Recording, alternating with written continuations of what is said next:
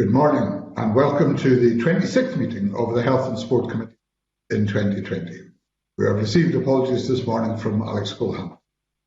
The first item on our agenda is an evidence session on the social care inquiry. I welcome to the committee Eddie Fraser, Chief Officer of East Ayrshire Health and Social Care Partnership, Annie Gunnar-Logan, Director of the Coalition of Care and Support Providers in Scotland, and Professor David Bell, Professor of Economics at the University of Stirling. We're going to hear a presentation from each of our witnesses in turn on the potential for future reform of social care. Each presentation will take between 10 and 15 minutes. After all three presentations, the floor will be open to questions and discussion. I therefore ask members to hold their questions until they've heard from the three speakers, and I will then invite members to put an R in the chat box function if they wish to speak, to make a contribution or ask a question. I will then invite the witnesses to respond. Can I start by asking our first witness, Eddie Fraser, to begin his presentation? Good morning. Thank you, convener. Good morning, members. Thank you very much for inviting me along to speak to the committee today. As you say, I speak here today as Chief Officer of East Ayrshire Integration Joint Board. But I think it's also important to say that I also speak here as someone who spent the last 34 years of my life working in social work and social care, and indeed I am a carer of my own son as well, so I have quite a rounded perspective in where we are.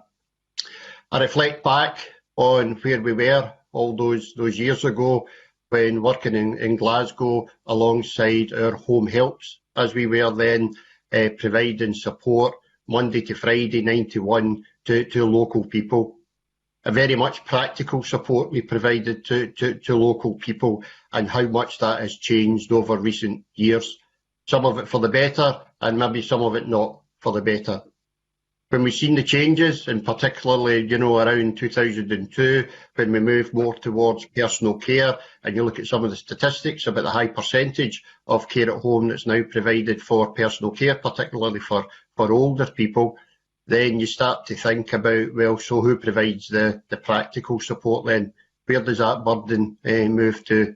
As we move forward, and as we see sometimes, social care being seen as a support to health care, then there becomes a question, are we over-professionalising and medicalising our social care services?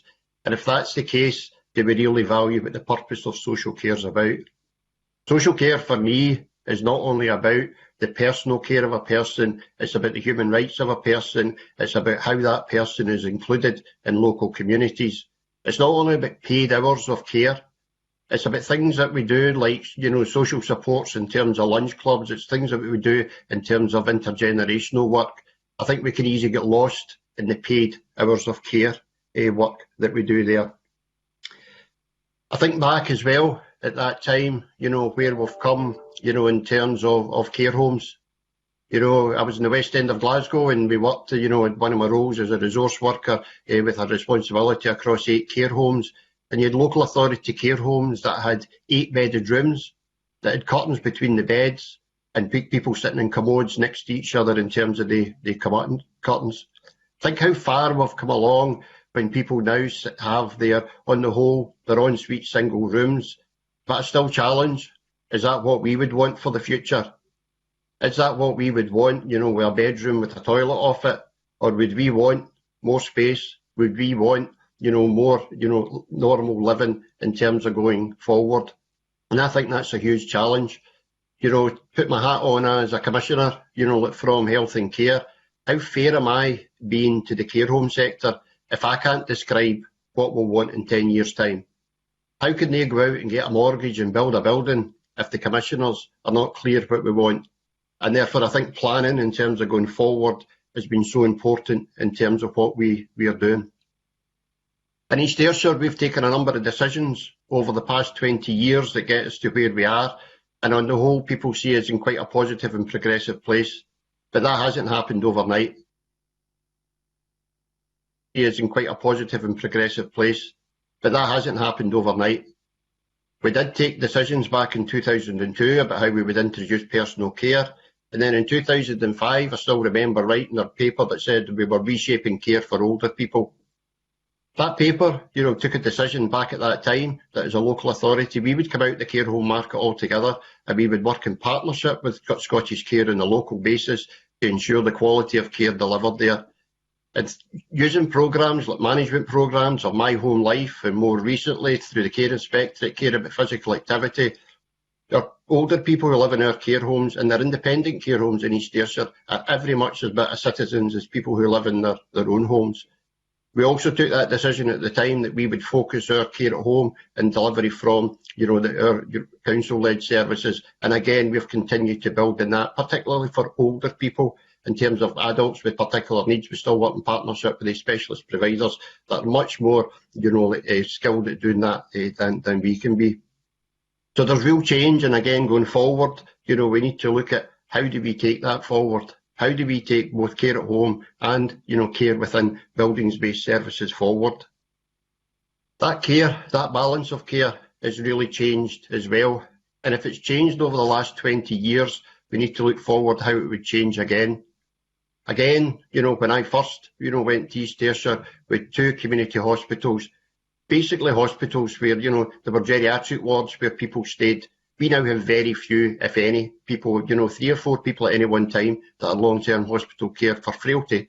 We have maybe about a dozen people in terms of complex dementias that do that. Everyone else has moved down the line. They've either moved into care homes or even more people have moved into living care at home. So we've moved that complexity along in terms of support, and I just think we need to make sure that there's not a cliff edge where we push that right out and we leave that with unpaid carers, we leave that with people who need that support to do it. On the whole, people getting support from families, of course, the right thing to do. That's the people who know them best, who love them best, and they can provide support. But it has to be within the capacity that that person is able to do that. Some other areas going forward that, again, planned on a strategic basis that we've been proud of, and I think is something across the country that people have worked at, is how social care and strategic housing investment programmes tie together. The opportunity to make sure people get good housing so that their barrier isn't actually their house and getting around their house. How to make sure people can feel safe in terms of housing. So some of our people, who are challenged with learning disabilities or mental health problems, have been given new purpose-built accommodation that gives them a level of freedom, but is also able to be provided social care supports in an economic way, in an effective way, and in a way that least intrudes in their lives. And the feedback we get from the people who get these services are fantastic. The other feedback that we get, and it's important to say this, is it costs less to deliver it in that way, and therefore we can spread around. So we've been able to try and look at doing things differently in that type of way that actually prevents us actually having to make cuts on services. In a similar vein, when people first present with social care needs, almost the easiest thing to do is to start wrapping around care packages around them. And actually what happens then is you at times can disable people. You're not supporting their level of independence. Changing what we've done over recent years to what we would call our front door service, that when people contact, we listen to what people are asking us that they wish and actually deliver against that, and also support people to gain the maximum level of independence that they can. Put simply, is it better that a person is enabled to get up and get their own cup of tea or go to the toilet when they want to, or sit there waiting on a paid carer to come in to do that? And if we can get people to be independent to do that, then I think that's what we need to be able to do in terms of going forward. In terms of inclusion, because I do think social care is more than paid care, I think inclusion is really important. Some of the work that we do in local communities has been some of the most beneficial that we've seen. Seeing our local school kids before COVID, get in and out the care homes, seeing the faces on them, seeing the friendships they make with older people has been really, really beneficial. To see people out at tea dances, to see people engaging with people they've maybe not seen for years but they worked with previously in the pits or different places has been really, really positive. To see people working together as friends and as natural friends is really important. We have groups for people with learning disabilities, Things Today Club, There's people out and about and enjoying themselves. Buns Are Us down in Cumnock, it would be a service where people do baking and catering together and then sell that on. Working together with a whole range of third sector partners is some who we deliberately ask to be challenging. So our advocacy services, our community brokerage services, they work not on behalf of us. Yes, they're funded through us, but they work very much on behalf of people who use social care services. To make sure that right across our communities we have what we will call in East Ayrshire vibrant communities, that we have places where people can engage with their local communities is so important. An interesting sidetrack of shielding has been that much wider engagement of local communities with local people, and that has been something that we need to make sure we maintain and we build on. Going forward, one of the challenges I think we have without doubt is in terms of recruitment and retention. We need to make sure across the social care sector people see that as a valued sector. We need to make sure that that is work that people aspire to do, and that the academic parts of employment are not seen as more important than the compassionate and caring parts of what a person can do in terms of employment. And I think the risks around that. On the whole, we have a female local workforce earning, maybe not what we would think they would be due, and that we're looking at how we do that on a local basis to give people more recognition and make that something that our young people would aspire to. We reach silly positions at times when we have youth unemployment in some of our areas, and yet we struggle to recruit for social care services. How do we make sure that we can bring these things together and get people good work, good local work that intends to be there and spent in our local communities? Convener, I'm happy to take any questions at the end of the three inputs and look forward to giving further detail. Thank you. Thank you very much, Eddie. That's much appreciated, and look forward to the question session too. And can I now invite Annie Gunnar-Logan to give her presentation.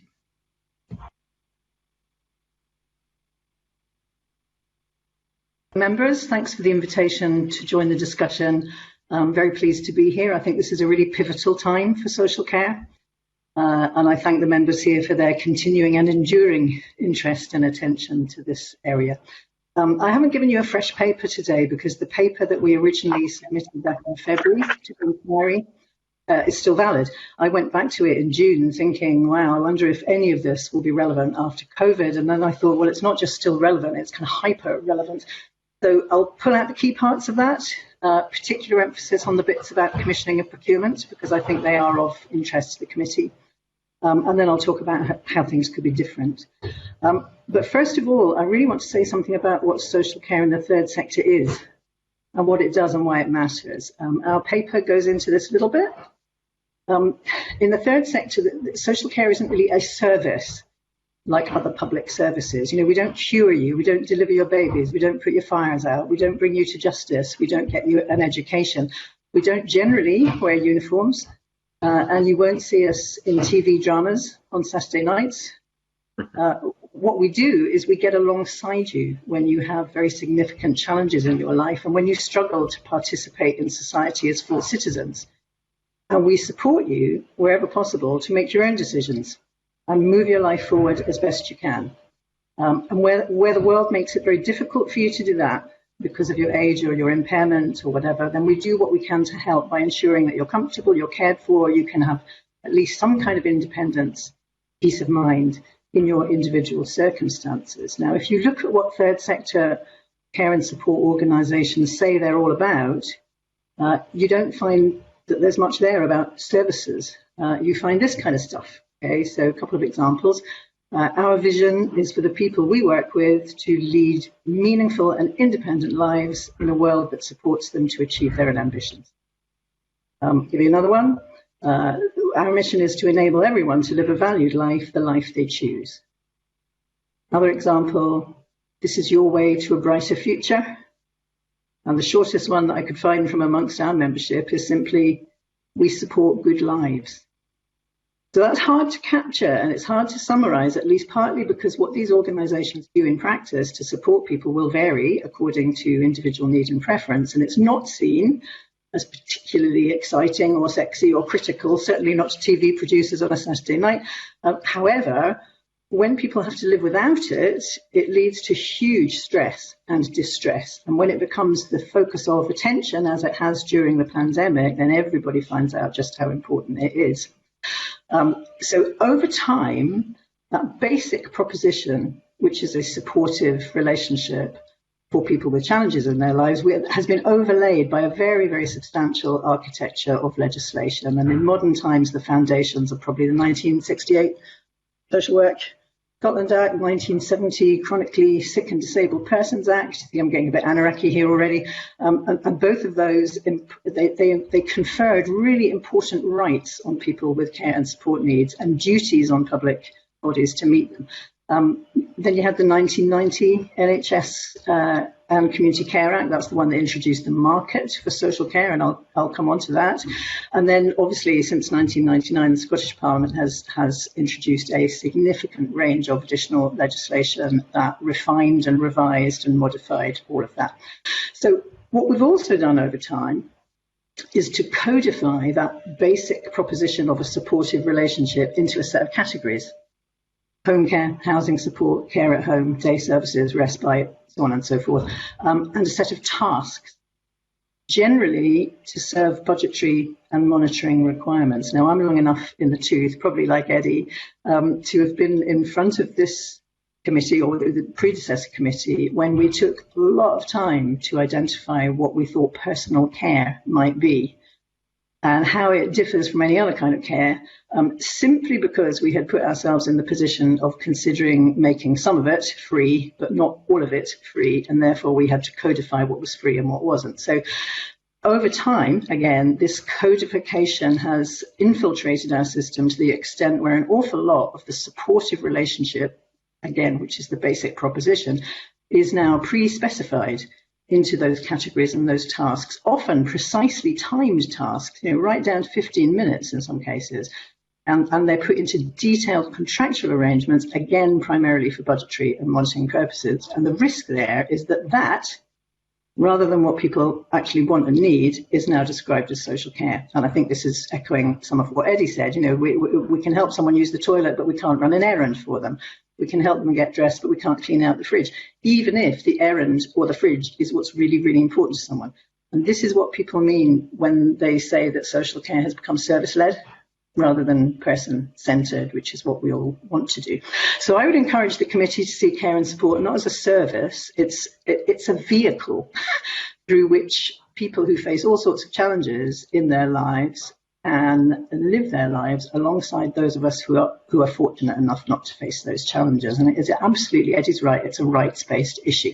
Now, this is not an original thought in any way. The independent living movement has put this far better than me, and I think committee members have probably already been referred to Inclusion Scotland's statement of ambition for social care support, and if you haven't, I would heartily recommend it. So the paper we submitted back in February sets out what we think the kind of key ingredients are for making a success of all of this. Okay, so there's the right policy framework, the right workforce, really good critical challenge. And in our paper, we were clear that there wasn't enough of that. A diverse range of providers, appropriate use of digital technology, and so on and so on. I'm happy to go into any and all of that, but I won't repeat it all again today. What I do want to say is something about commissioning and procurement, because those are the mechanisms by which our sector, third sector, becomes engaged in all of this. And I think it's worth separating out the two. So strategic commissioning is the exercise through which the needs of a population are identified, the desired outcomes for that population are agreed, and decisions made about what kind of care and support then needs to be put in place to meet them. And that should be a very collaborative affair by its nature. Procurement, on the other hand, is not collaborative. It is competitive. And it involves, as I've said, the codification of meeting assessed needs into detailed category and task-based specifications, which are then appended to contracts, put out to tender, using public procurement processes that are fundamentally no different to any other kind of public purchasing mechanism. And that is why we find ourselves looking at documents in which groups of disabled people are described as lots, and why charities like our members have to bid against each other in order to be awarded a contract to support the people grouped into those lots. And that contract, more often than not, and this is a really critical part, is not underwritten by a financial arrangement that covers the cost of delivering it properly. And when up to 80% of a non-residential service is workforce cost, you can see what's going to happen when we compete on price. So if you ask me, you clearly are, that's why I'm here, you can trace an enormous number of the critical failures in our social care system, especially those that have been identified in the last 6 months, right back to that. That's the root cause right there. So one really good example of this that I think has already been across the committee's radar is what we discovered during the pandemic with a lot of care workers, especially in the private sector, only receive statutory sick pay if they have to self-isolate, which is why a fair few of them kept turning up to work when perhaps they should not have done. But the National Care Home Contract, which is drawn up by COSLA and Scotland Excel on behalf of local authorities, doesn't allow for any more.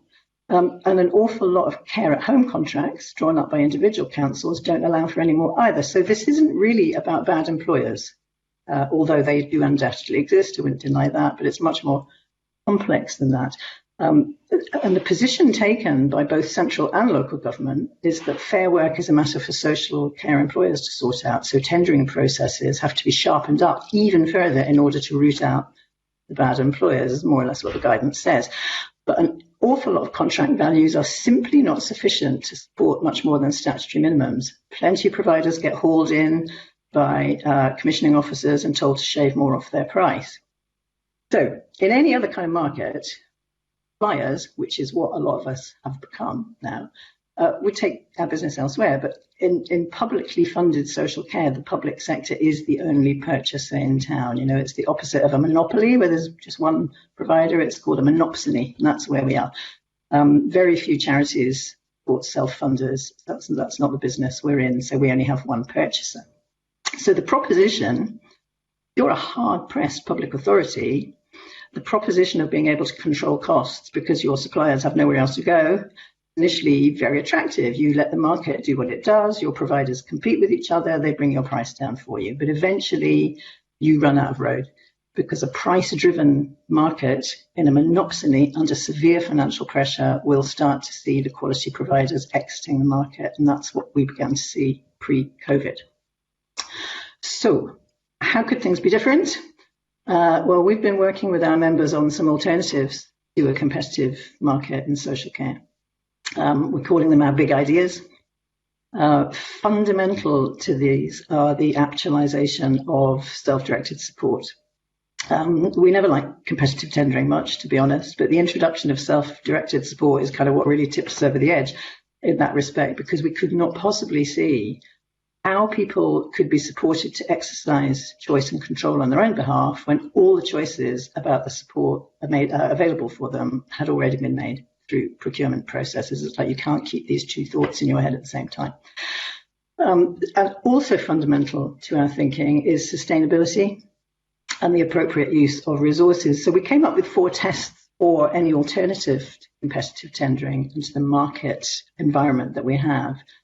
That we might propose. So the 4 tests would be: number 1, does it shift the power?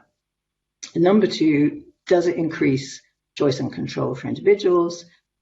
Number 3, does it improve accountability and transparency? And number 4, does it improve the sustainability of social care? And having set those tests, kind of off we went. Now we're still working on these at an appropriate moment, very soon, I hope. We will share them with the committee. For now, I can say that they include things like alliancing.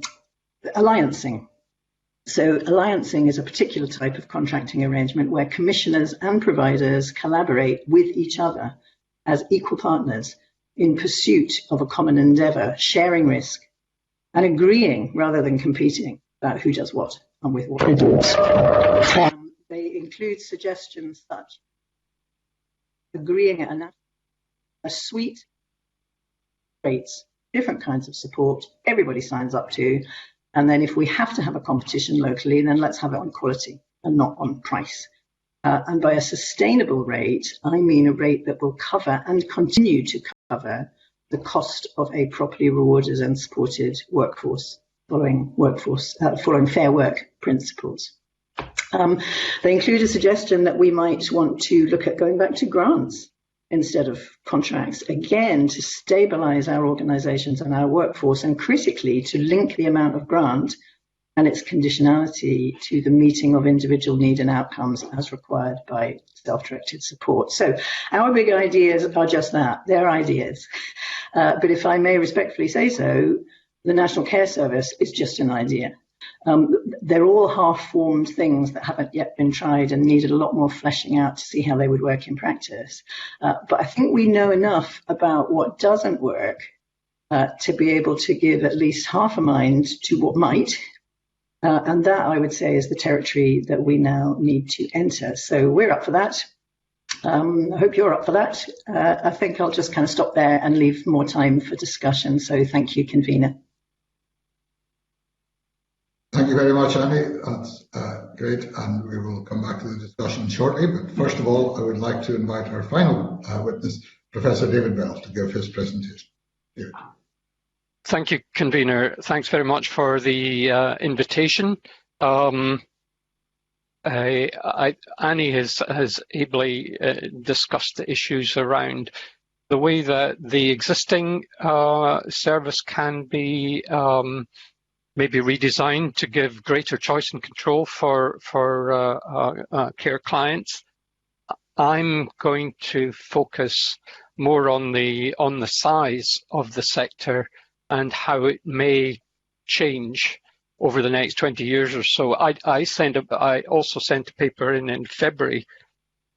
I've added a further paper which the committee got at the weekend, I think, and it's added some evidence from the pandemic. I think the pandemic has focused attention on a number of difficulties that the social care sector faces, whereas the attention in principle is around adult social care. I'm going to focus on elderly care, which comprises about 91% of all adult social care. And two very important statistics, it seems to me, to bear in mind from my paper are that we can expect in the next 20 years an increase of 68% in the over 80s in Scotland, and around a 74% increase in those with severe dementia in Scotland over the same period of time. I'm happy to expand on these subsequently. My focus has been, both in the February paper and in this paper, is around finding sufficient resources to deal with the increase in demand and thinking about how to fund these in a way that is reasonably fair. So my paper, my recent paper, shows the size of the sector. It's bigger than the NHS in terms of the number of people employed in it. Yet it gets a fraction of the attention that the NHS does. There are also, as both earlier speakers have emphasised, there's an army. The Scottish Government estimates 690,000 people out of a population of 5.4 million are unpaid carers. This is admittedly unpaid care for all age groups. Not just older people. And although I'm an economist, I've got some pretty recent experience myself, both for my wife and my mother, as an unpaid carer. So the social care sector is hugely important. It's also, as both earlier speakers have said, extremely complex because it involves actors from the public sector, the private sector, the voluntary sector, as well as the unpaid care sector. And my argument is that basically Scotland made a move, which Annie has just referred to, around the introduction of free personal care in 2002, but hasn't actually done much in terms of strategic thinking since then. And part of that has been exacerbated by the austerity that we've seen over the last decade.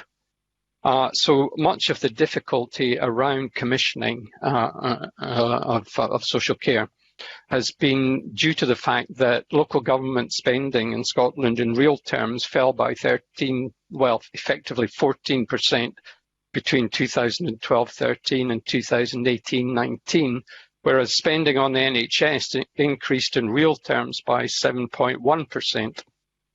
This was a decision the Scottish Government made, but it actually pretty much reflected the same sort of, in fact, perhaps even more severe cuts on local government that were experienced south of the border.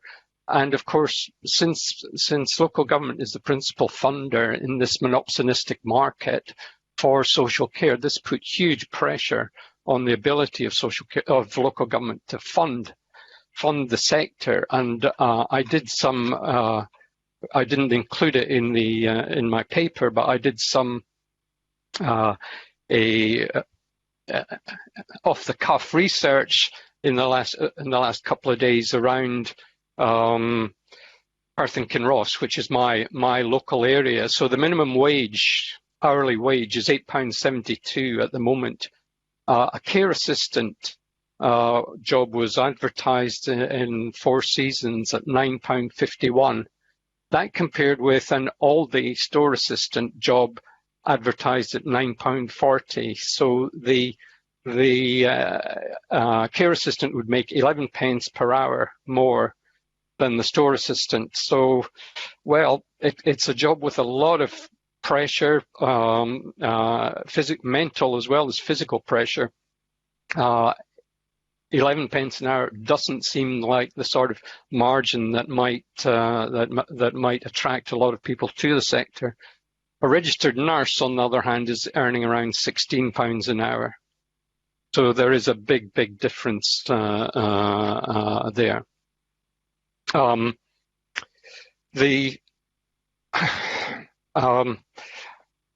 Audit Scotland has been looking at the laudable aim to try to link health and social care together through the health and social care partnerships, but has argued that thus far the progress on these has been limited. Again, local government continues to be squeezed, and that makes things difficult. And of course, there are in a sense two different approaches altogether from local government and the health service to running systems. So that was the sort of background against which the pandemic hit us.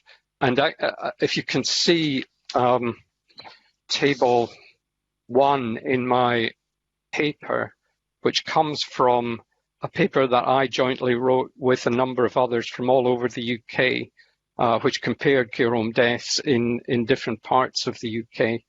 In terms of care home residents, Scotland lost over 5% of the current care home residents were registered as being COVID-19 related. So that was a very, very bad outcome.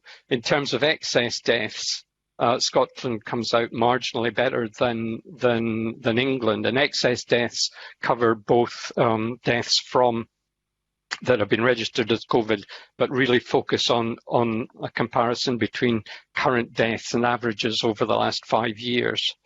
But neither of these are very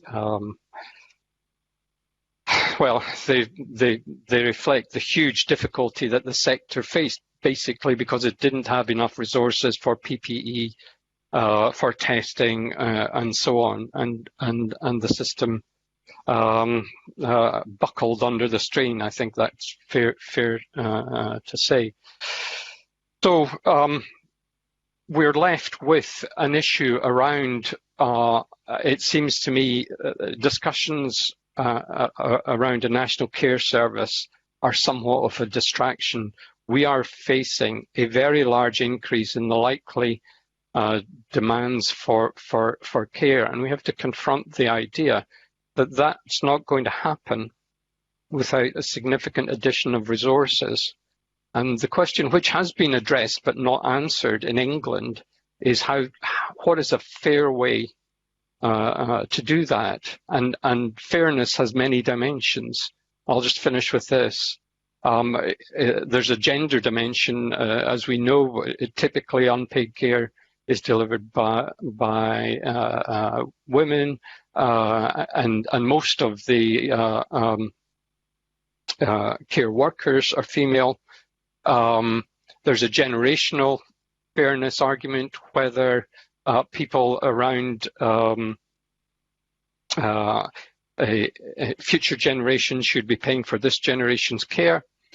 And there's also an argument about income. And so the question there is, at what point do you set the floor above which people are expected to contribute towards the costs of their care, or do you just do it from a general increase in taxation, or a taxation that's aimed at a particular group of people that are more likely to benefit from long-term care?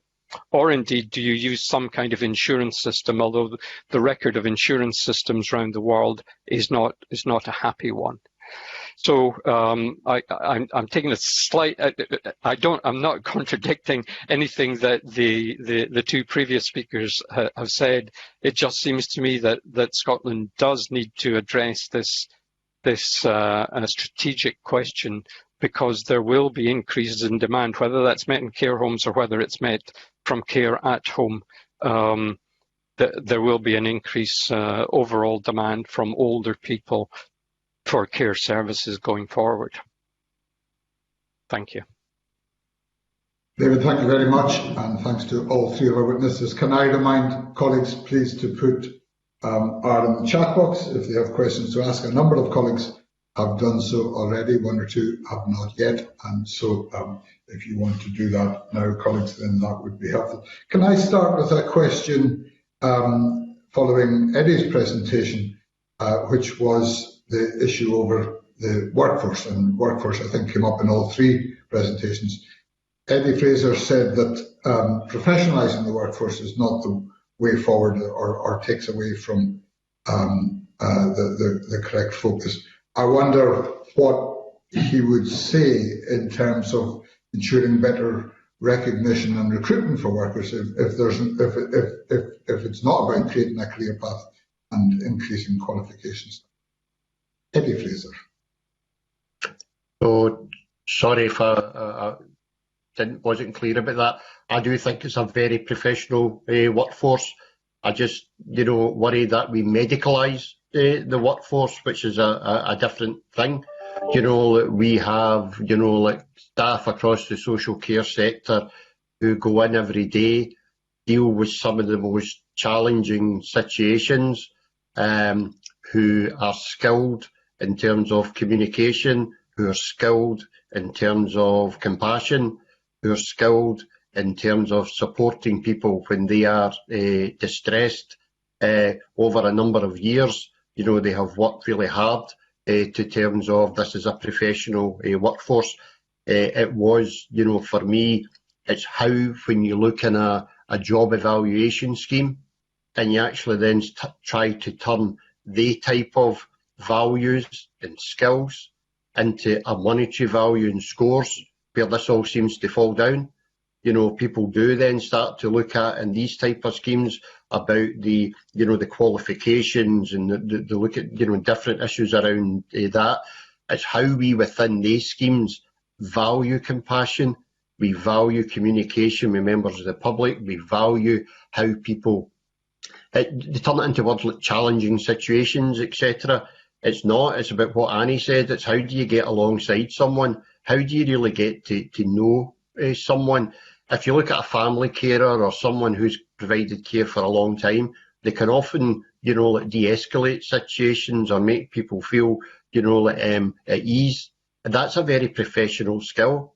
It's not a skill that sometimes is valued in some of the ways that we look for our pay schemes. And that then goes back to, why do you pay the same, for someone? And I'm not down talking anyone who works in Lidl or Aldi, but why is it we pay the same for the two? How do we look at, the skills that's anticipated? Often, our social care workers are out there on their own and they're having to take decisions on their own. And, yet sometimes when we look at what people are paid in other types of buildings where there's more support, they get paid more when there is direct support there with them all the time. So it's not for a minute that I don't think we have a professional workforce. What I'm saying is I don't think we should move down the line where we move them away from some of these social care skills onto more medical type skills and health, type skills. Because again, I said before, I was worried about, I was meeting with a whole group of personal carers, and many of them go back as long as I do in terms of some of this work, and was doing, the home health work, etc. And they all worry about, so who does go and get the shopping? Who does tidy the house? Who does do some of the things that, some of our older people, etc., find important? And that's what I was, saying about, don't push us away down a medicalised model for social care. Thank you very much. Annie Gunnar-Logan. This point, it is a bit of a mess, I have to say, because on the one hand, we've got an agenda which we certainly have supported, and I know the committee has and the Parliament has, for a professional workforce with the status that accompanies that. That's why we have the Scottish Social Services Council. That's why we have a qualifications-based register. That's why we regulate social services workers. A lot of that is about status. But at the same time, we don't want to pay for that, which is, I think, what Eddie's saying. And now, in the middle of that, as a perceived solution to some of our resource issues, we've kind of introduced this middle ground between unpaid carers, who are mainly family members, and professional care workers. And there's been quite a lot of talk in recent times about, using volunteers more. You've got personal assistants who are outside the regulatory framework completely. You've got micro providers, which are kind of hovering around there somewhere in the middle. We do need to kind of at some point nail what we mean by a professional social services workforce. Now, I support that. We all support that. But there's a real kind of fuzzy bit in the middle where we are trying to suggest that some of this can be done by non-professionals, but we're not really very clear about what we mean by that. And just come back to Eddie's point about the divide between working at Aldi and working in social care, and that there's an 11 pence an hour difference between the two. There's quite a big difference within social care itself between social care workers who are employed by councils, who are on a very, very different kind of set of terms and conditions, to social care workers who are employed by the organisations that are commissioned by councils, who are often really quite a long way down in terms of pay and conditions. So we've already got a two-tier workforce inside social care, never mind between social care and other fields. Thank you very much. I have a number of questions from colleagues. Can I start with Emma Harper? Loads of questions burling in my head right now as well. I guess one of my first ones, and then feel free to move on, is about the professionalisation of care. Nurses give insulin, nurses give meds, but social care staff can do some aspects of medication delivery depending on the med. So there is a wide range of social care, whether it is cleaning out a fridge or if a nurse is coming in to give insulin, they'll put the kettle on as well. So how do we then make sure that the workforce is professional or not, or how do we bring it all together so that there is proper funding, proper terms and conditions? That's one of the first questions I have. Thank you very much. Perhaps David Bell, I think you'd raised the financial issue quite heavily. Where do we get the money to pay for the quality and the reward for staff? Yes, I mean, Eddie and Annie have made very good points here around, firstly, around valuing aspects of care provision that are difficult to put on a job description, and also the issue of how far we might seek to professionalise this system. It does seem to me that, well, I can only, in a way, answer this speaking from personal experience, because I had district nurses and social care workers in my house on 2 or 3 times a day earlier this year. I found that they worked very, very well together. And the care workers, I had my undiminished admiration for their work. They were covering Perth and Kinross, the whole area. These were council workers. At 9 o'clock at night, they moved from me in Ochterarder to Kinlochranach. That was their next call. And you think, really? These people, even if they're earning a bit more than the Aldi workers, that kind of responsibility, it seems to me, deserves a little bit more recognition than it gets. Thank you very much. Any thoughts on how to deliver that? Perhaps Annie Gunnar-Logan? Thank you. Well, one of the challenges of integration has just been described by Ms. Harper there very eloquently. I think, that you have a nurse and you have a social care professional, and where are the boundaries between the two? And I think integration and the project of integration looked far too much at the structural aspects of how we organise all of this, rather than the care at the front end. But I absolutely agree with David. I think that the integration has always been there at the sharp end, at the practice level, at the front line, as it pleases us to call it. It's how all of that is supported and codified back up the way that is the problem. I think that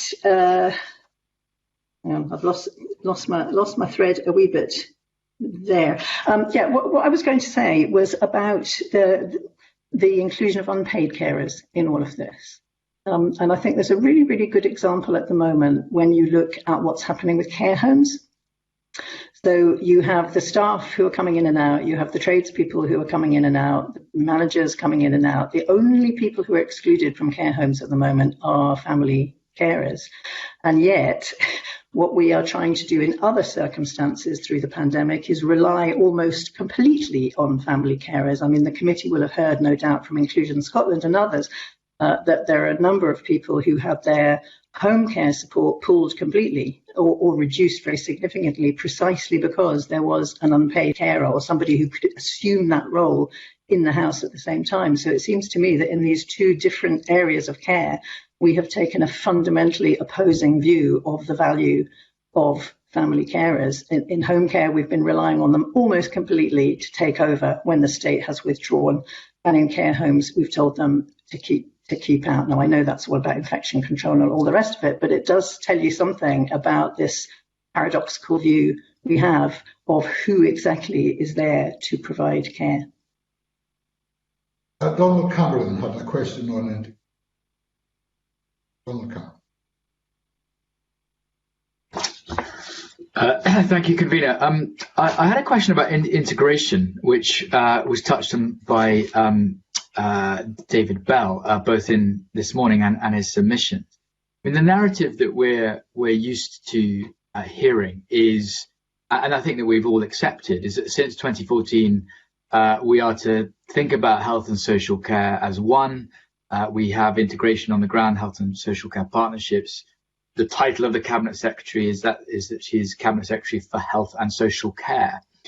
And I really wondered about moving forward and talk of a national care service in some ways seems to reverse that process, or at least makes us think of them as health and social care as distinct sort of parts of the system. And I just wondered if, Professor Bell, you had any sort of reflections on that. I mean, I think you do accept that, you say that progressive integration has been slow and that it's led to the possibility of rationing. But just looking forward, do you think we should be ploughing on with integration? And is there a kind of contradiction in terms of thinking about a national care service?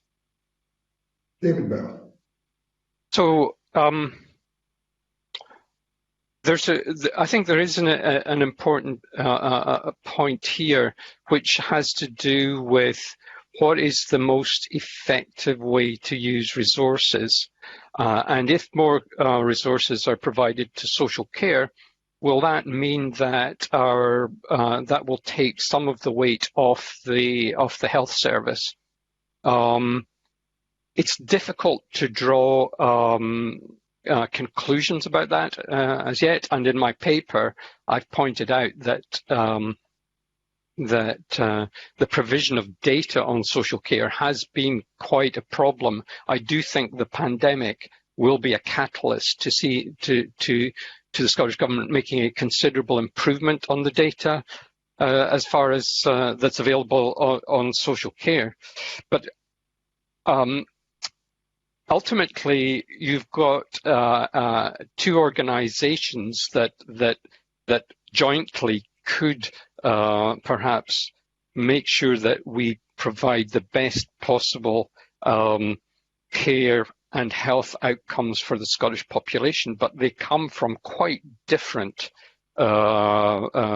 modus operandi, if I can put it that way, with local government effectively being democratic organisations with a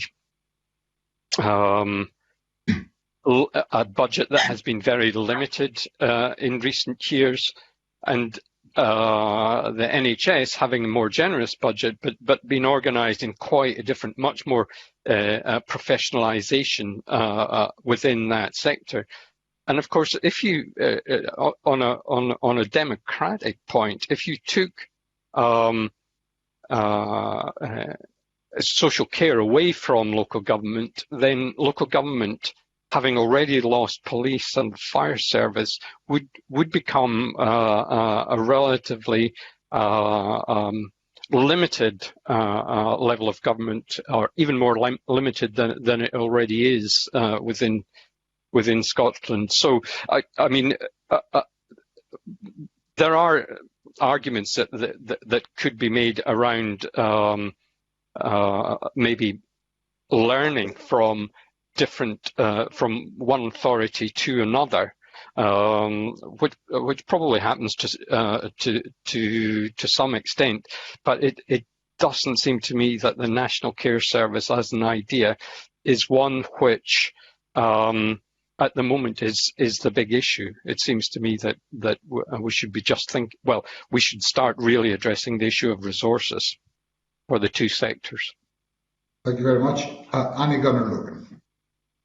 Thank you, Convener. I think that that's a really, really interesting point that Mr. Cameron has made there about seeing these two services as one. And I just really wanted to kind of, far be it from me to contradict a member of the committee, but I'm not sure that the project of integration was about seeing them as one. Certainly it was about seeing the resources for each as, I think the expression at the time was losing its identity. So, there wouldn't be health money, there wouldn't be social care money, it would all go into the pot and then we would spend it on whatever we wanted or whatever was appropriate. And I think it meant that the boundaries between health and social care would be much more fluid and seamless. But I don't think it was about seeing them as one thing. And I'll tell you why. It's because the NHS is a one provider business, isn't it? It's monolithic. It's state run. The social care is market. In the NHS, you don't have the same kind of imperatives towards choice and control as you do in social care with self-directed support. The NHS is free at the point of use. Social care, a lot of social care is still chargeable, and so they are distinct. And I think from the point of view of the person who needs them, the distinction has to be drawn quite clearly. If you're knocked down by a bus, you don't want to spend the next 2 weeks choosing your A&E department and how it's going to be delivered to you. You know, there's an urgency to kind of acute health needs, medical needs, where the system will take over, and we're all very grateful that it does. But with social care, you've got people who need support, you know, at the point of entry to the system, often for the rest of their lives. So the idea that you wouldn't have any choice and control over that just is a complete opposite to kind of acute medical needs. So I'm not sure that we're kind of quite right if we think integration was about seeing these things as just simply indistinguishable from each other. It's about the resourcing of them needing to be put in the right place. Thanks very much. I've got a couple of follow-ups on cost and benefit and resourcing issues. Can I take David Stewart, followed by Brian Whittle? David Stewart. And again, can I thank all three of our presenters today? I think that was extremely useful. I've got a kind of bigger picture issue, which all three may wish to contribute to. And it starts from Eddie Fraser's point that really the key issue here is about human rights. My particular interest is to develop a human right that people have a right to die at home. Now, if that happens, clearly that would have to be resourced a bit like free personal care, but that may well change the balance of people going into hospital and to a secondary extent into care homes. We all know in statistics that in terms of wishes, the right to die at home is top of the list. The reality is most people die in hospital. So it's how we can turn that around. And if I perhaps can give one example that might help here. In my patch in Highland, we've got an excellent example of BIT homes, which Alban Housing and NHS Highland were involved in. And basically these are barrier-free houses which can be changed in terms of they can drop sinks, for example, if people suddenly become wheelchair bound, but they also have a technological aspect so that if people aren't moving, this can be picked up by carers and NHS staff. So this to me seems maybe a missing link that we might seem to be able to develop in a care system to try and enhance people having, and I think back to Eddie's point, is ensuite just enough, basically to have their own home, but to have the technology that makes a difference on this. This is not the answer to everything, but I would be grateful for the presenters' views on how we can maybe change the strategy that we have on social care to try and reflect the greater rights and wishes of individuals across Scotland. Eddie Fraser. Thanks. I think, I'll address that directly, but I think this all comes down to how do people work well in local communities. Integration was about providing integrated services from the perspective of the service user. That's what it actually said. All the structural stuff we get into, for me, is a diversion around that. Many of our policies over recent years have been about the rights of people. It's been about the rights of people through, we can call them anticipatory care planning, we can call them lots of things, but it's about people, putting down in paper what they want to happen in certain different situations. And it's about ensuring then that is then adhered to when people come along. It's about making sure, and whether this is through, because in terms of my role, I've got community nursing teams, I've got the social care teams, I'm responsible for primary care across Ayrshire and Arran. It's about how do they all work together around a person, around a local community, and in my children's services around a school. So how do people do that and take a fully account of what people want? I think it ties into lots of other things we do. I think getting people, out of hospital when they don't need to be there and back to their own home gives them much more choice about where they die. If a person stays too long in hospital, quite often actually that choice is taken away from them. And actually there are lots of other, side things to that about, where a person then stays going forward from that. Making sure there are different types of services available at the very end of life. Stories of a GP getting in and a person's at the end of life. The person lives alone. What's the GP to do? If there's the GP to call an ambulance and the person goes away to hospital, is it the GP like to walk out that house and leave the person to die alone. In the instance I have here, the GP actually sat with the person until they died. And it's been a real driver for us locally to think about what would a different service look like. So that, the GP didn't stay there all that time, but if there was not a family member there, who at that very end of life could help a person stay there rather than a person dying in an ambulance or sitting in an emergency department? I think that's a failure in the role. If that's where we reach, a person wanted to stay at home and they weren't able to stay at home. Of course, understand that if it's a much longer illness, how you do that 24 hours a day, 7 days a week can be a challenge. But again, there are many examples where partnership working, between families and services can actually deliver that we simply speak to people and say, if the family can do 3 nights, can we do 4 nights? And different things like that and working together. And I do think that's where integration comes together, because actually delivering that, even at that level of intensity, is cheaper than the person getting into an acute hospital bed in a place where they don't want to be.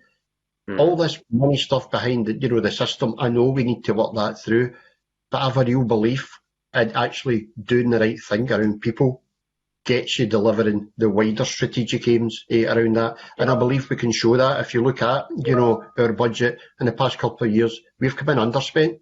The only other year in integration that we overspent was a specific issue around our children's services, not our adults or older people's services. And yet we deliver, really good quality services. So that bit, about making sure you have good integrated services in the community is the thing that I think helps keep people at home and, get people back home, whenever they need to do that. And therefore, addresses that rights issue about what people want to do. Very much. A very hot topic. Can I hear from Annie Gunnar-Logan and then from David Bell? Annie Gunnar-Logan. Yes, thanks, convener. I think what Mr. Stewart has raised there as an issue will be music to the ears of a number of our members who are housing associations, because the idea of barrier-free and smart housing it really needs to be injected with some urgency into the whole process of integration. And again, while we're all talking about how long we've been involved in this business, I remember when a certain Sam Galbraith was the minister, and his view of integration, we didn't call it that back then, but it was health, social care and housing very, very specifically drawn into that. And this time around, some of our members and the Chartered Institute and the Scottish Federation had to work quite hard to get housing reinserted into the planning structures around health and social care integration, because it's absolutely critical. So if the committee can use its influence to keep making that point, I think that would be really, really helpful, because housing has been sort of slightly sidelined in all of this, I think, and yet it is completely critical to the kind of support that Mr. Stewart is talking about there. David Bell. Just to support Annie on that point, it seems to me that we do need to sort of do a serious think about what are the accommodation solutions that we're likely to need in 10, 15, 20 years' time, and see how much that would require a change to the existing housing stock, or indeed an expansion of it, and then who is going to do the investment to make that happen. Under what terms? And I just point out, this kind of analysis has to take into account demographic change. The ONS said that in 10, 15 year time, there are going to be 80,000 women aged 80 and over who have had no children. And so much we rely on the children of the oldest old to provide that unpaid care. Thanks very much. Yeah, there was one other question on accommodation and housing, which I think was Emma Harper. Emma.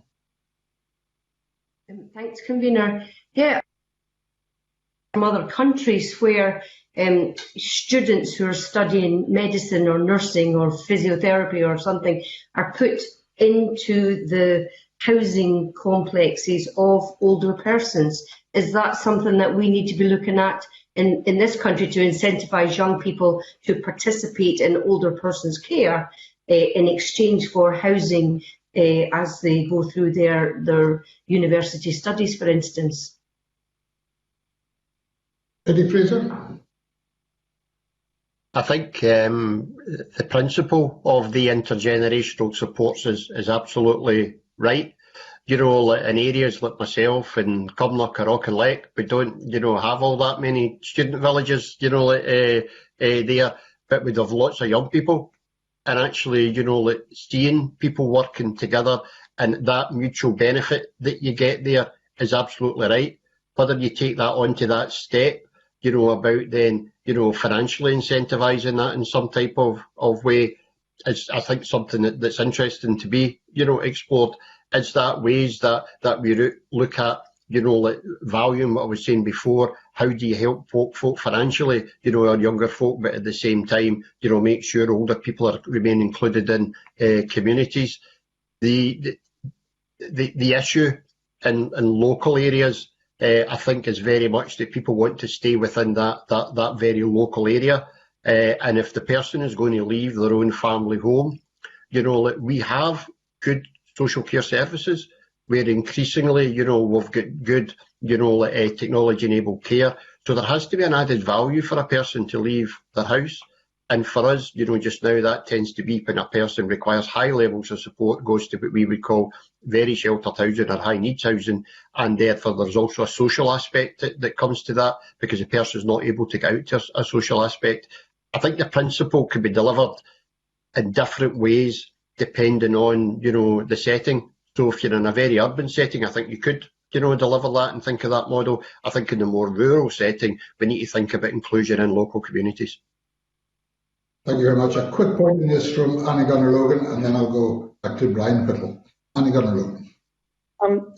Thanks, Kavina. Yes, I think Ms. Harper's, I've seen that model and it is very, very attractive and huge benefits coming from that. I mean, just one quick thing to say about it. That model speaks to me more of the kind of thing that Eddie was talking about right at the beginning of the meeting about, you know, how we don't kind of focus on this thing called social care, but how we focus on a society that supports people at all stages. Because for me, that model is in that kind of what pleases us to call prevention and early intervention, doesn't it, in the jargon?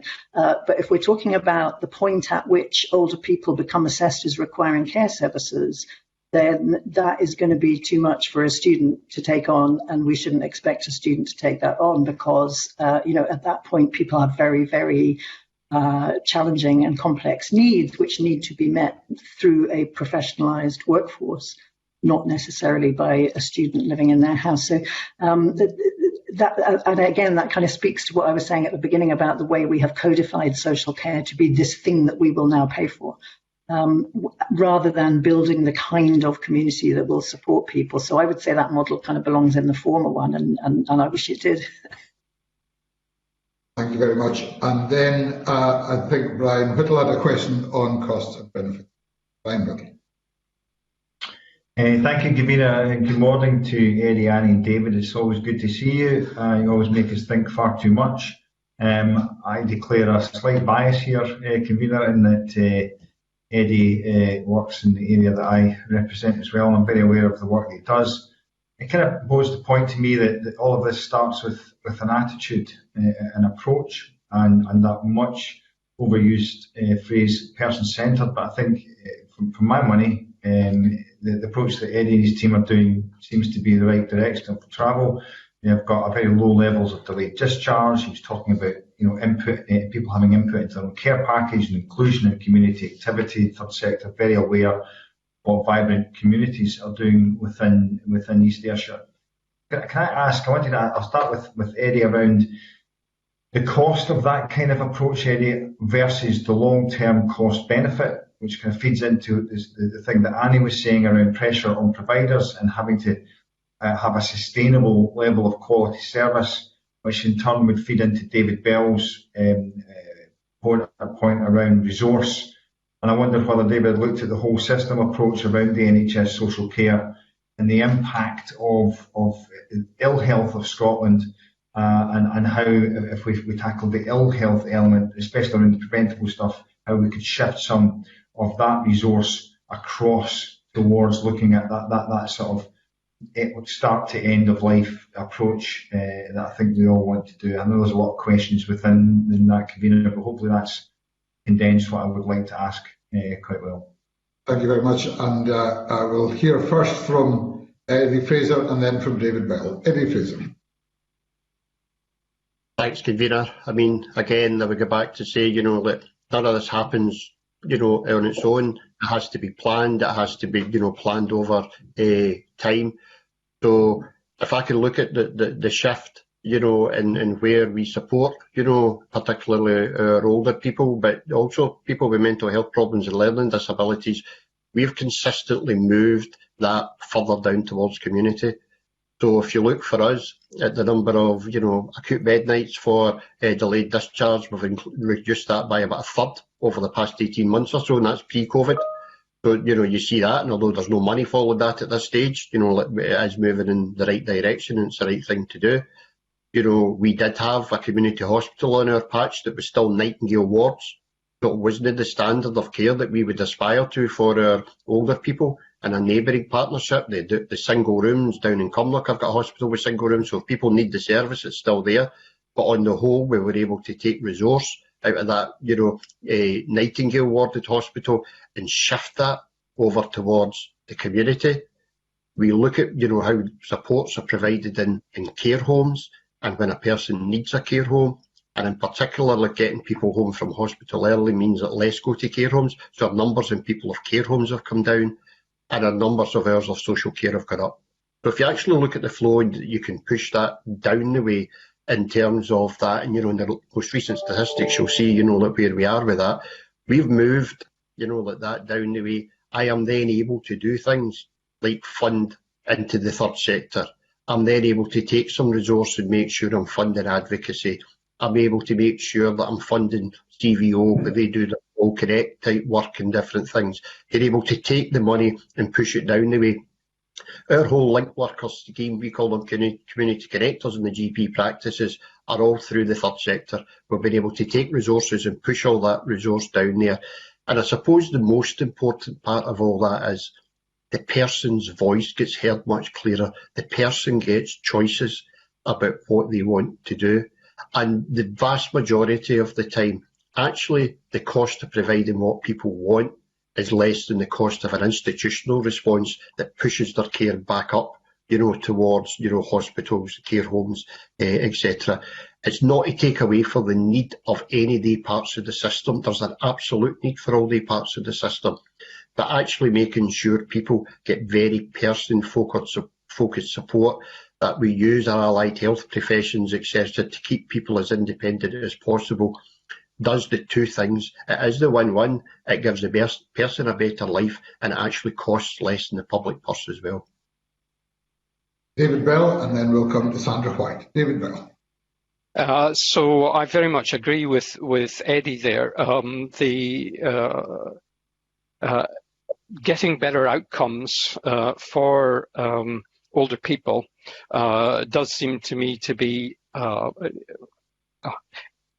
being helped by this move out of hospitals, down from care homes and more into the community.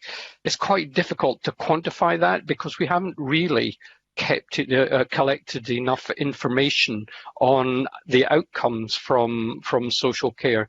So one of the focuses of the data work, which I hope will be taken forward by the Scottish Government, is actually collecting information from people receiving care and indeed their relatives or their unpaid carers around how they see these developments in relation to what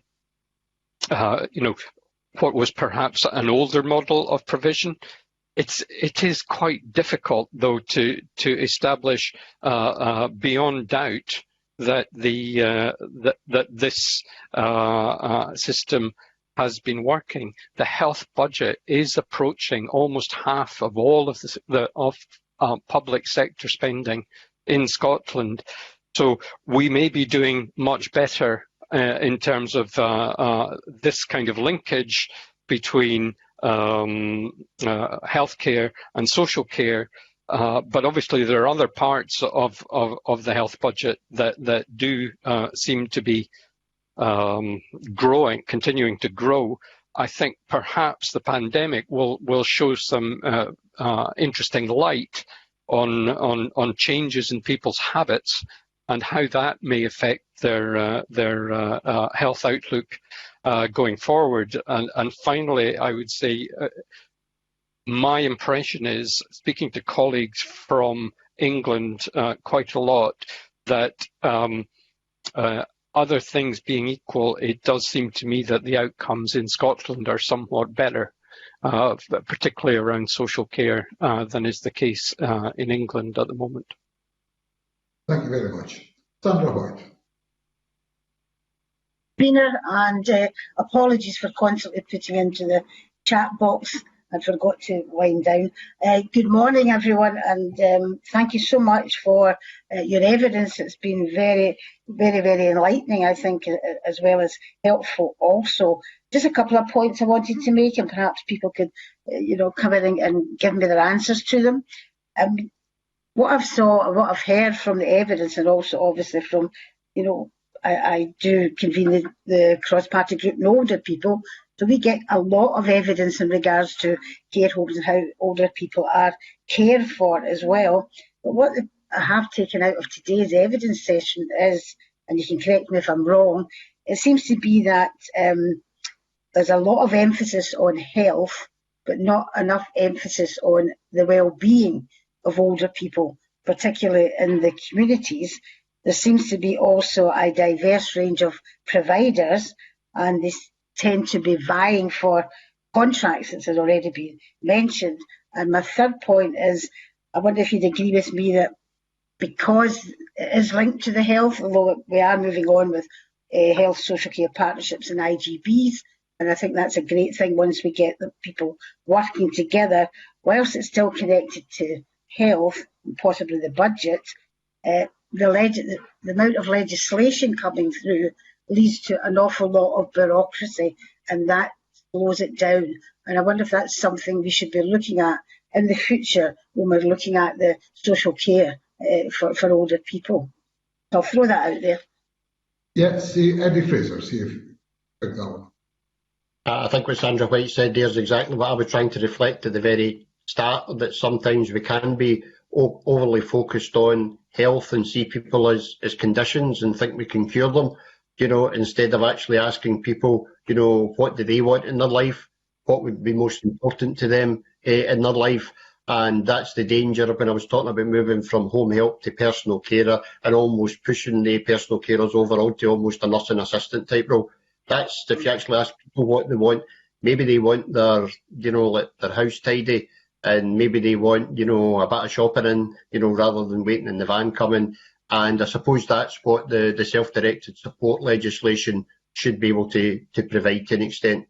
It should be an agreement about, what's that need, what the resources that person's got, and then, let that person be freed up to actually deliver on that. We had last year the care inspector that looked into self-directed support. There's some areas of it that we were proud of that come out, but there were lots of areas that for us that was a lot of development on that too. And still, that's very much focused on an adult world rather than older people world, because often older people we come in, just are quite happy for, the workers to say, you just arrange it for me. And then I worry that then becomes too traditional a service that we get there, rather than some of these services that can be much more inclusive and focused on well-being. I do think, for a period of time, we got lost in terms of professionalising social care. We got lost in terms of where lunch clubs and different things fitted in to all this. Long ago, I was responsible for going around lunch clubs, and then it became very complicated in terms of environmental health and different colours of chopping boards and knives and different things. And a lot of local places just chucked it at that stage. It was just too difficult. Whereas actually, when you go back and you talk to faith groups, you talk to community groups, they've never gone away. And actually getting back and engaging with them with that level of social inclusion part of social care, not the paid parts of social care, but actually making sure people can access that, I think is equally as important for people's well-being. is actually some of the health aspects of it. Thanks, Eddie. Hi, thanks, Davina. And yes, I think Ms. White, you put your finger on it there. Wellbeing is the business we should be in respect of a lot of care services delivered to older people. Wellbeing is very, very far from where we are, I think.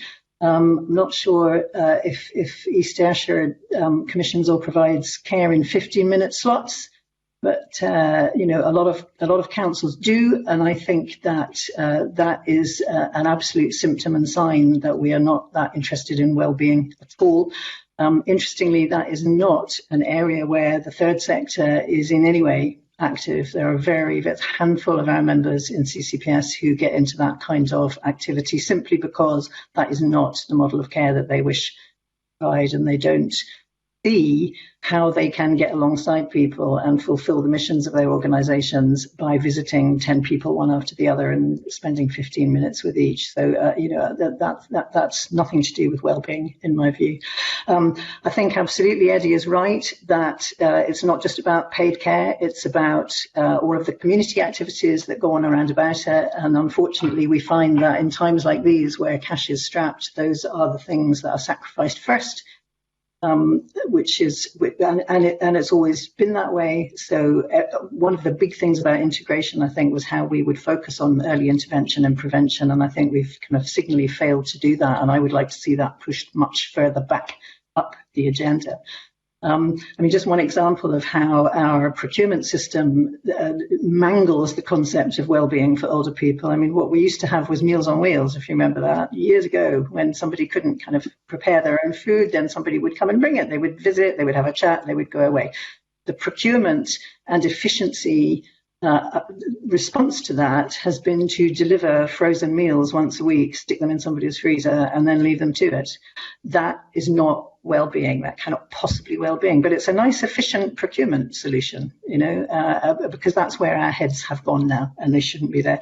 I absolutely agree with you about the level of bureaucracy that's involved, and that's something that providers are finding a huge challenge just now in the concept of additional COVID costs. You'll know that the Cabinet Secretary has released millions, multi-millions of pounds in social care partnerships to help organisations keep the show on the road. Now, I'm sorry to say to the committee that in some areas, some of our members have received not a single penny of that yet, despite having made fantastically substantial financial outlays on things like additional staff costs, PPE, and so on.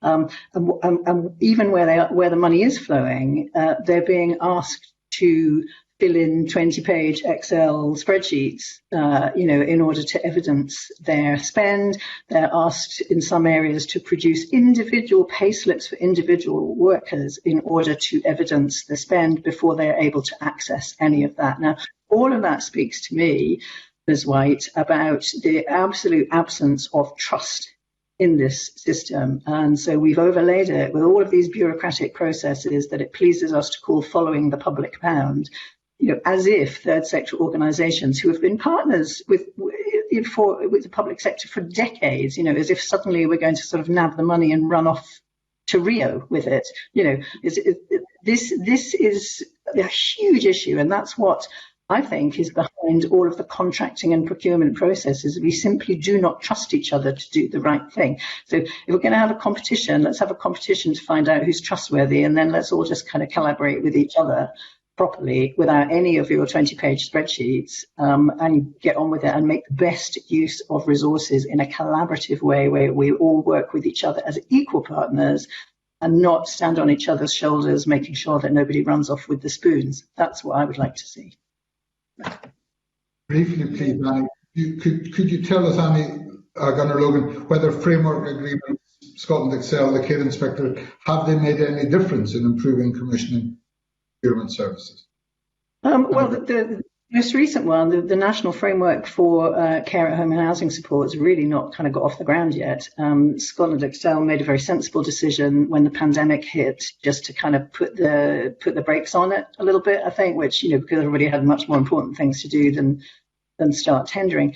The one thing I would say about framework agreements, especially in the context of workforce matters, is if you look at a framework agreement, what you see is one big fat 0 hours contract. You bid to go onto the framework. There's no guarantee of any work coming out from under it. How can you plan a workforce on the basis of that? And in a way, the framework agreements were supposed to be the solution to the sort of winner-takes-all competitive tendering processes that we had before. Where one provider would run off with the whole thing and everybody else would be left with nothing. Framework agreements at least kind of rank you so you can call off different bits of work under that. But the problem with them is that they offer absolutely no stability to providers whatsoever, and therefore providers cannot offer any stability onwards to their workforce. So if we're looking at all of the stuff about recruitment, retention, workforce instability and uncertainty, fair work of the lot, if you want a surefire way of undermining all of that, then you will introduce a framework agreement. Thank you for that. A last brief question from Emma Harper. I ask the dementia question to Professor David Bell. In one of the papers that you submitted, you said that there would be a 74% increase in the number of Scottish residents with dementia between 2020 and 2040.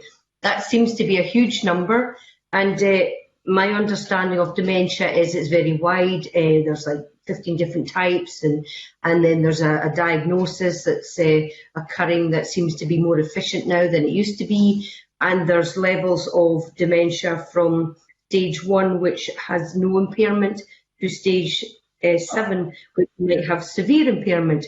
So have you done any analysis on the detail around dementia, where people with such irritable dementia might need to be supported in care home accommodation, where others need less support in their own homes, for instance? Because it looks like those are pretty stark numbers that jumped out at me when I read your submission. David Bell. So these numbers come from what I think is the best source of forecasts for the UK as a whole. The run out of LIC.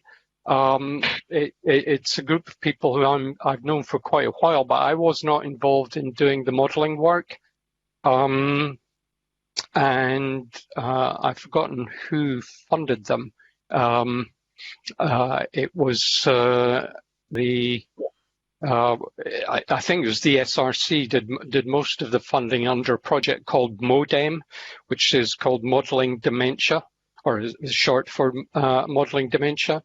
And actually, Scotland, I gave an overall figure of 74% increase, but the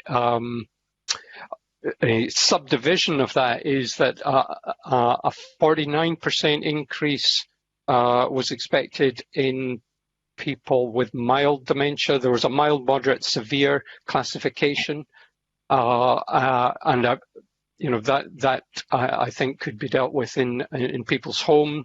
31% increase in moderate dementia, and 104% increase to 74,000 people by 2040. Now, I would have thought that a pretty high proportion of these would need some form of non-domestic accommodation. And that's why that's one of the principal drivers of my concern about having accommodation in place to deal with changes in the distribution of care and care needs over the next 2 decades. We currently have around 30,000 people in care homes and 50,000 people receiving care at home. This is quite a scary number. It seems to me the severe dementia estimate for 2040, but it is based on estimates of the prevalence by age group. And the prevalence by age group goes up very sharply with age. and it's therefore a function, particularly of my group, the baby boomers, getting older, but particularly them also living longer, into their 80s and 90s, where the prevalence of dementia is significantly higher, and is based on National Records of Scotland's projections for each of the age groups. So that's the background to that. Okay, thanks. And a final question from Emma for Annie Gunnar-Logan. Emma. Thanks again. So Annie talked earlier about quality for a service provided, and self-directed support is something that we hear about, but we don't know how good it functions or not across all the local authorities. So I'm interested in, where it's working well, where it's not working, and why does it work well? But also the other issue of third sector has been phenomenal during COVID, and we know that these are predominantly volunteers supporting third sector. But are you suggesting that we just give folk a pot of money and just let them get on with it without the 20-page Excel spreadsheet scrutiny that's required? I mean, how do we then help trust people to support our older persons in the community? Briefly, please, Annie Gunnar-Logan. Yeah, very briefly, Ms. Harper, there's a lot of research on self-directed support. Some of it we've done ourselves, some of it Audit Scotland's done. I will send you all of that, all the links to that, and it will set out for you very clearly where it's working and critically why it's not working, where it's not working. On the trust stuff, can I just thank you, because yes, the third sector has been absolutely magnificent in my view, but then I would say that, wouldn't I, during this pandemic? And I think the key to the future of social care is finding out why they've been magnificent and help them to do more of it. On the bureaucracy point of view, I get following the public pound, I understand all of that, but if we were able to enjoy the same kind of trust from our local authority partners as they enjoy from Scottish Government, they've got 50 million, 1.1 billion, all coming out. I don't think they had to fill in a 20-page spreadsheet for that. So all we're asking is for the same kind of trusting relationship down the way as goes back up the way. That's it, really. Equal partners. Thank you very much. And a final question, and can I ask witnesses please for a sentence of an answer rather than a paragraph. The Scottish Government is currently undertaking a review of social care. What is the top thing for each witness that the Scottish Government's review of social care should focus on? Eddie Fraser, followed by David Bell. Eddie Fraser. I think they should understand the value of social care, as in relation to people who require that, rather than only seeing it as health conditions. David Bell, followed by Annie Gunnar-Logan. Understand that this is about well-being. It's about getting the two sectors to work harmoniously, and about thinking into the long term about where care needs are going to be in 20 years' time. And finally, Annie Gunnar-Logan. Most important thing is the rights of people with care needs, absolutely. Secondary to that, the importance of collaboration and partnership in making sure those rights are realised.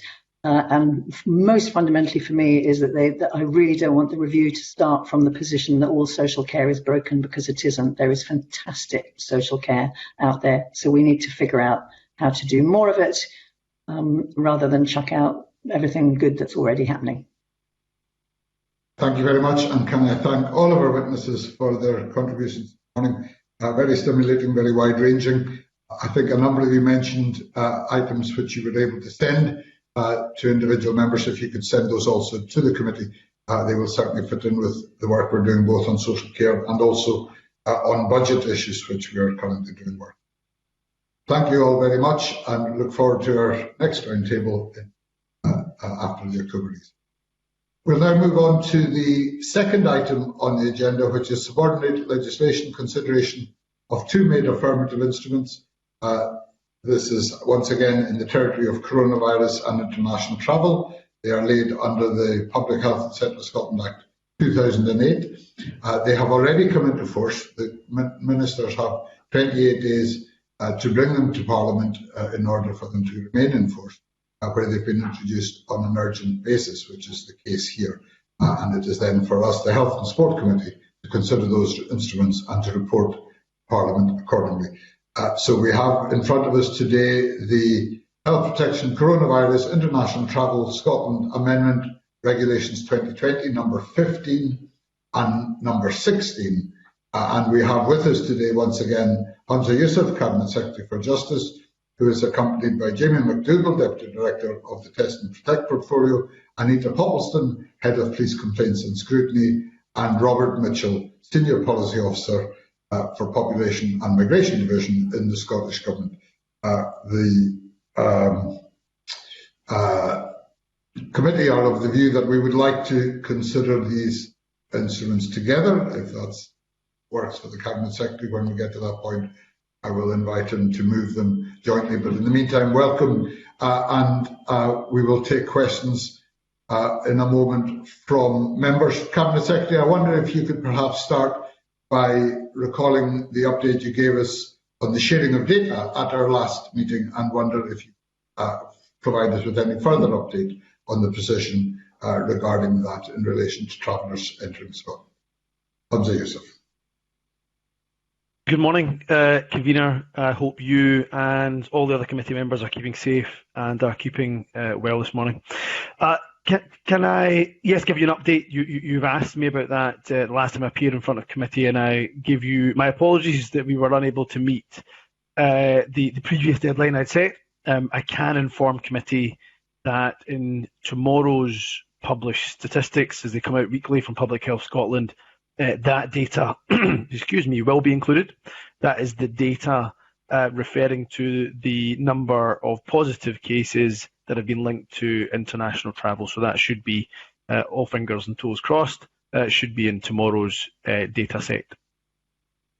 Thank you very much. That's good to hear. I have a question from Brian Whittle, and I would remind other members, if they wish to ask questions to the Cabinet Secretary or his officials, if they would put R in the chat box now. Brian Whittle.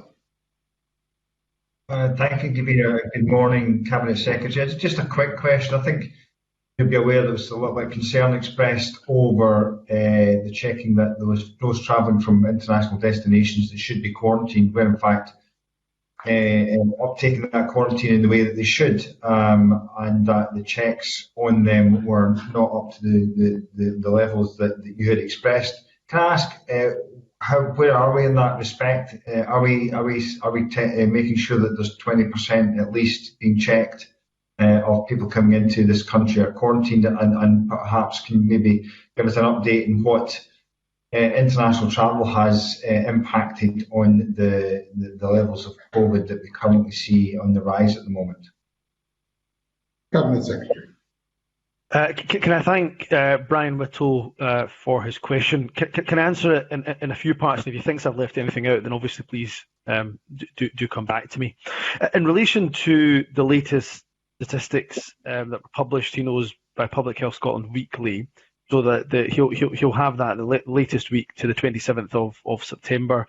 Of that, 1,291 people were contacted out of the 11,217 that were required to quarantine. Now that 1,291 figure is far higher than the 450 figure that I referenced before, and I'm pleased about that. But he'll also know from correspondence I've sent, but certainly the verbal updates that I've given, that we were recruiting 25 additional contact tracers. I'm pleased to say those 25 have been recruited as of yesterday. And the plan and the intention would be, as I've already said to committee previously, for those contacts to be up to the 2,000 mark. And as I say, progress is being made. Next week's stats will be the test of whether we get to that 2,000 or close to that 2,000. I'd hope we get to that 2,000. The caveat, of course, it goes without saying, is that as the number of positive cases unfortunately rises in Scotland, I'm sure there will be an understanding from committee that there may be times when contact tracers have to be put on to contacting those that are symptomatic, that are possibly positive. But with the 25 we've recruited, as far as possible, they will be ring-fenced to contact people who are meant to be quarantining. So that would hope we would then get up to that 2,000 mark in next week's statistics. What I would say to Brian Whittle in terms of the follow-up as well, to give him maybe some more assurance if I can, that Police Scotland's latest published figures again show that all 181 referrals were followed up, 86 by the kind of central team, what's known as the C3 resolution team, and 95 of them investigated by local teams on the ground. So I hope that gives an element of confidence to Brian Whittle, but if he's got other questions, of course, I'm happy to answer them. Thank you very much, Cabinet Secretary. Thank you very much. Emma Harper. Thank you, Convener. Just good morning, Cabinet Secretary. Just a follow-up from the last time that you attended committee about whether people arriving in Scotland at our air and seaports would be encouraged to download the Protect Scotland app. Are you able to provide a wee update on whether folk are being encouraged to download the app, and is that happening? Yes, is the short answer. They are being encouraged, and advertising is going out, and messaging, I hope, has been quite clear to say whether you're in the country for a period of time, for a holiday, for business, whatever it is, you should be downloading the app. In terms of ferry ports, I know where Emma Harper has a particular interest. Again, regardless of whether you are entering via or through airports, that message is very much the same, that you should be downloading the Test and Protect app. So yes, that's a message we've been communicating quite regularly, and there's been some marketing alongside that as well. Okay, thanks. Thank you very much. Thank you. Is that, can I just check with Emma Harper that meets the need? Yes, it does. Thank you. Thank you very much. Excellent. There are no further questions from members. We will therefore move to the next item on the agenda, or the next two items on the agenda, which we shall take together. If members are, can I first of all ask, are members content that we take items 3 and 4, debates on the instruments mentioned by the Cabinet Secretary, that we take those together? Members are content. That's very helpful. Thank you very much. I remind members that the members should not put questions to the Minister now. This is simply the formal debate. It may, on past reference, may be quite a brief debate, but nonetheless it is what we shall now do, as it is the next stage in the process. Can I invite the Cabinet Secretary to speak to and move motions S5M 22792 and S5M 22855 in his own name? Cabinet Secretary. Again, as previous convener, I'm happy to waive any opening remarks, seeing as we've had an opportunity for Q&A, and I think committee is well versed in relation to why these regulations have been brought forward. But I will, of course, move the motions S5M 22792 and S5M 22855, both in my name. Thank you very much. Can I invite any member who wishes to contribute to the debate to indicate now? If not, we will therefore conclude the debate and put a single question. The question is that motions S5M 22792 and S5M 22855 be approved. Are we all agreed? We are agreed. Thank you very much. That now concludes those items on the agenda. Can I thank the Cabinet Secretary once again for his attendance and those of his officials. We will now move into private session, and I suspend the meeting at this point. We will resume on a different platform in a few minutes' time. Thank you very much.